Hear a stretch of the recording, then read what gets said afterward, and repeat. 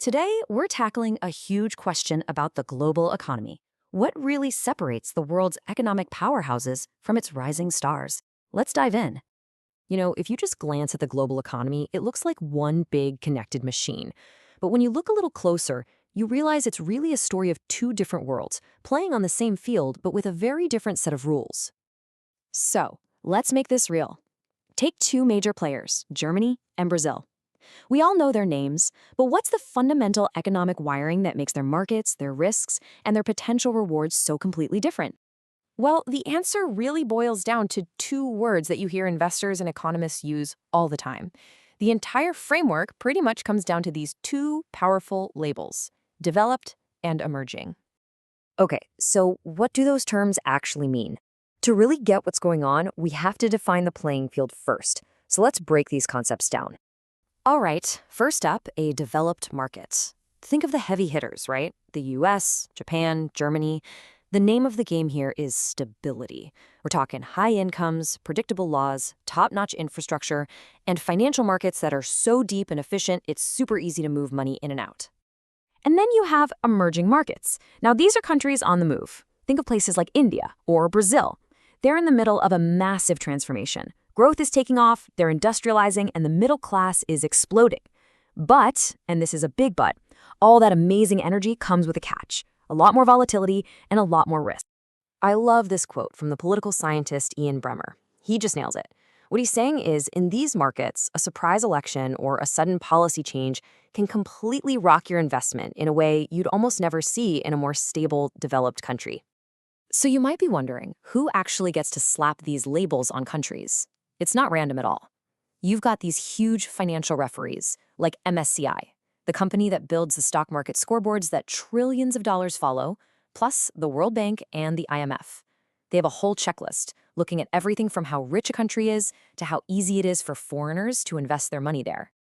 Okay, now that we have the definitions down, let's get to the fun part. Let's put these two market types head to head and really dig into what sets them apart.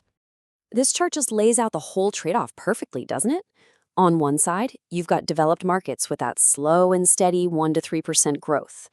On the other, boom, emerging markets are hitting 5, 6, even 8% growth, usually powered by making stuff. You're swapping currency stability for volatility, and maybe most important of all, you're trading an aging population for a young, hungry workforce. And if you want to actually see this development gap, look no further. This chart shows how much electricity the average person uses, and wow, look at the difference. But this isn't just about keeping the lights on. This tells a story about everything: roads, ports, internet access, all the stuff that people in developed nations just take for granted. So let's circle back to that demographic point, because it is a huge deal. In emerging markets, you get this thing called a demographic dividend. It's like a secret weapon for growth, a giant wave of young people joining the workforce, starting families, and buying things. Meanwhile, in many developed markets, it's the exact opposite problem. They're dealing with an aging population, which puts a real strain on everything from pensions to productivity. So, you're at a crossroads, right? Do you chase that high-octane growth or stick with comfortable stability? That's the classic risk versus reward question. But here's a twist. What if these labels aren't even permanent? From an investor's point of view, it's a pretty clear choice. You put money into emerging markets because you're hunting for those bigger returns. You want a piece of that explosive growth. But you put your money in developed markets for peace of mind. You get stability, strong legal protections, and you're betting on the world's biggest, most innovative companies. It's all about balancing that dynamism with reliability. So it's easy to think of these as neat little boxes, right? This country is developed. That one is emerging. But what if it's not that simple? What if a country can actually change teams?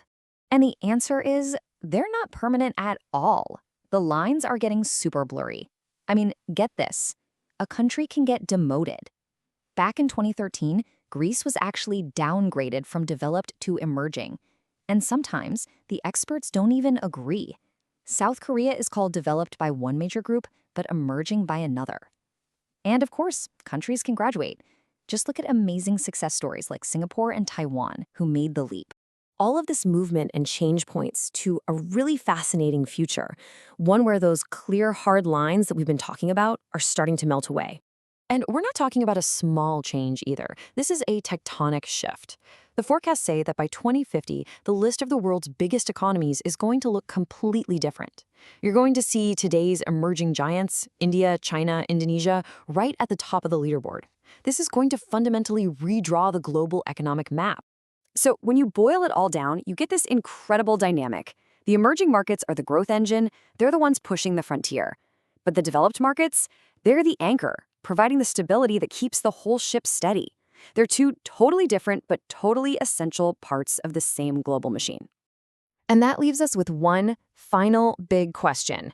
As today's growth engines become tomorrow's anchors, and as these two worlds continue to collide and converge, do the old labels even mean anything anymore? We might have to invent a whole new language to describe our global economy. Makes you wonder what that will look like, doesn't it?